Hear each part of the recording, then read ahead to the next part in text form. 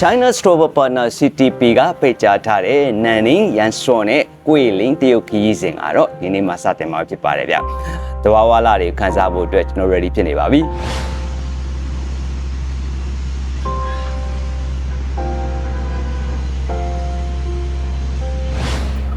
We are landed in Nanning.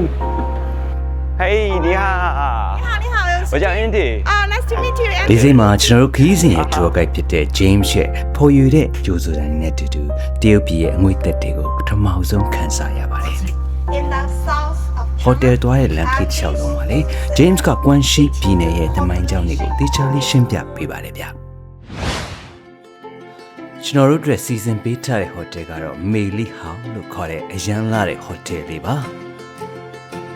ဟိုတယ် decoration ကတော့အနောက်တိုင်းဆန်ဆန်ထဲမှာဒီအငွေသက်လေးထည့်ထားရကြမှာတော်တော်လေးကြည့်လို့ကောင်းပါတယ်ဗျ။ဟိုတယ်မှာ fresh up လုပ်ပြီးတော့မှကျွန်တော်ပထမဆုံးသွားလေးရှိနေရတခုရှိတယ်။ဘယ်နေရာဖြစ်မယ်လို့ထင်လဲ။ကျွန်တော်ကတော့ local convenience store တွေကိုသွားကြည့်ရတာကြိုက်တယ်ဗျ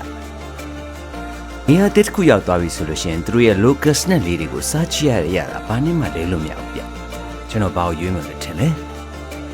တာဒါဒါတော့ China ခီးစဉ်ရဲ့ပထမဆုံးနေပဲရှိပါသေးတယ်။မနေ့ပြန်တော့နန်နင်းကိုထားခဲ့ပြီးတော့မှရန်ဆော့ကိုခီးဆက်ပါတော့မယ်။ကျွန်တော်ဘလို့ရင်ခုန်စိတ်လှုပ်ရှားစရာတွေနဲ့တွေ့ကြုံရမလဲ။